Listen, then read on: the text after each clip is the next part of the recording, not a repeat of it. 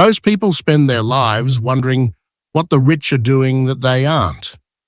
They work hard, they save, they try to make smart choices, but somehow wealth never arrives. The rich, on the other hand, seem to move through life with a different rhythm. Their choices feel deliberate, their confidence unshakable, and their results inevitable. So what do they do differently? And why does it always seem to work?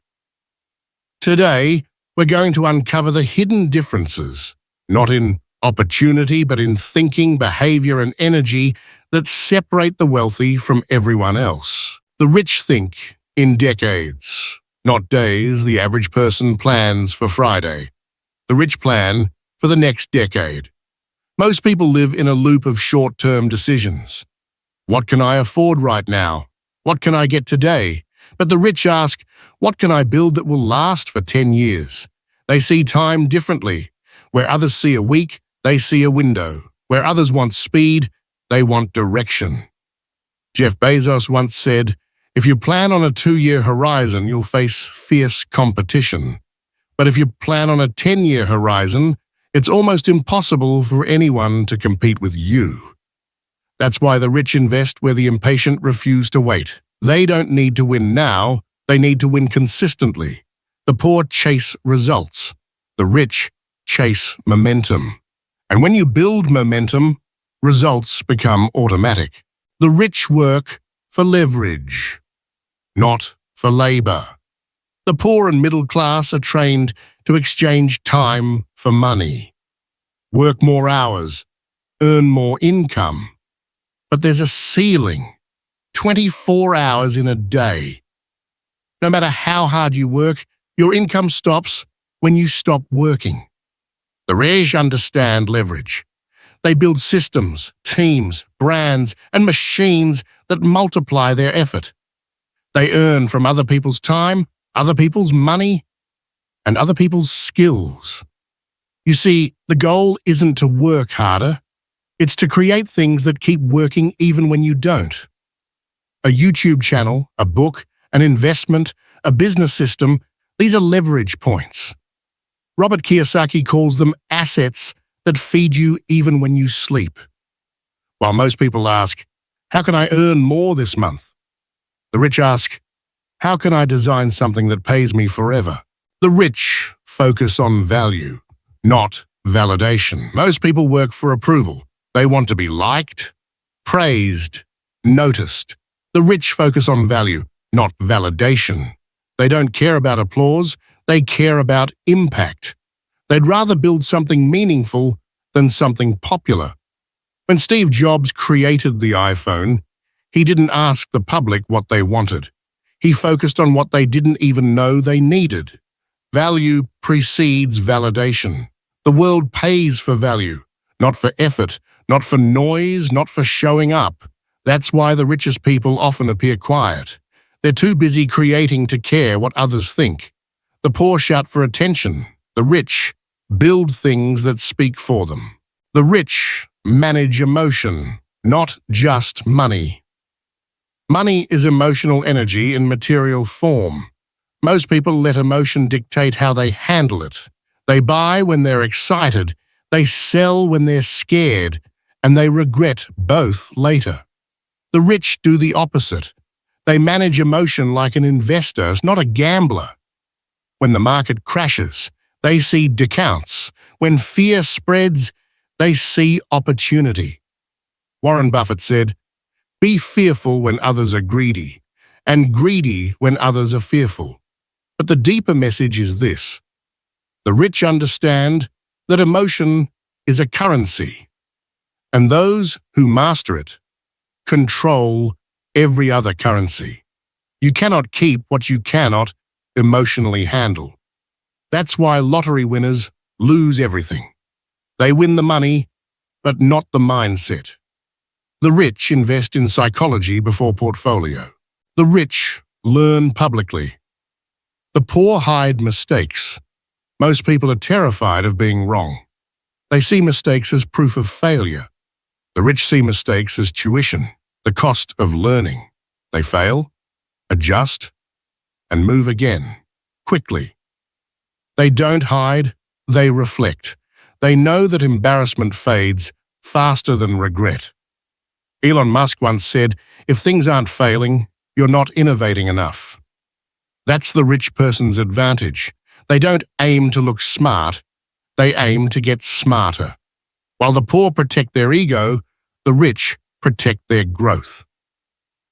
Every failure deposits wisdom, and that wisdom pays dividends for life.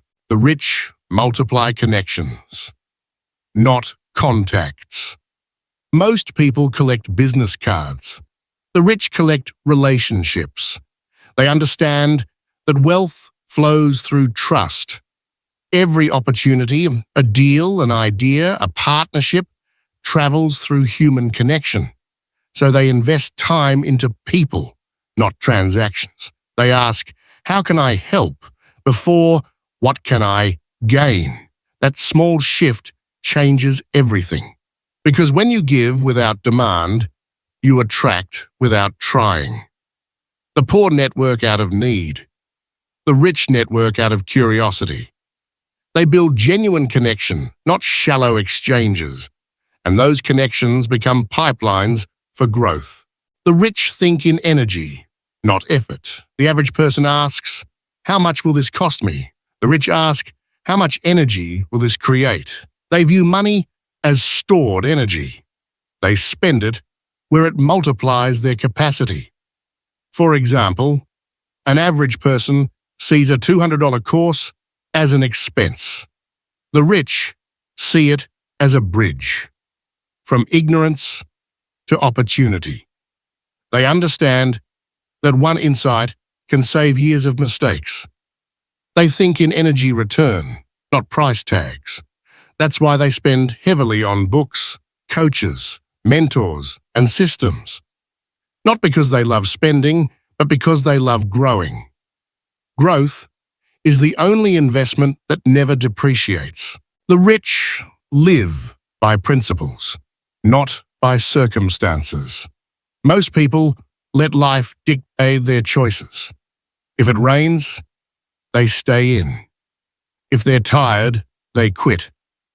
The rich act from principles, not moods. They know that consistency builds credibility, and credibility compounds faster than cash. When you keep your word, you build power. When you break it, you lose more than trust. You lose energy. That's why the rich guard their discipline like treasure. They have rules for themselves. Wake up early. Plan before reacting. Invest before spending. Listen more than they speak. Because the moment you act on principle instead of pressure, life starts obeying you, not the other way around. The rich redefine risk. For the poor, risk is danger. For the rich, risk is opportunity mismanaged. They know that avoiding risk is the biggest risk of all. They don't bet recklessly. They prepare intentionally. They study patterns, probabilities, and psychology. They calculate the downside before chasing the upside. So while most freeze in fear, the rich move with information. They don't ask, "What if I fail?" They ask, "What happens if I never try?" And that one question changes everything. The rich understand freedom is the real wealth. Money without freedom is still poverty. The poor work for comfort. The rich work for control over their time, their choices, their mind. Freedom is the currency of the future. That's why the rich don't buy luxuries first. They buy leverage. They buy assets that buy time. Every decision is filtered through one question. Will this make me freer or more trapped? That's why the rich build lives, not lifestyles. Because the goal isn't to look rich, it's to wake up and know you're free. The rich play infinite games. Most people play games they can win and lose. The rich play games they can only grow in. Business, investing, learning, these are infinite games. The goal isn't to finish, it's to evolve. While others compete, the rich compound. They know success is not an event, it's a process. That's why they don't get discouraged by a slow progress. They measure growth in understanding, not applause.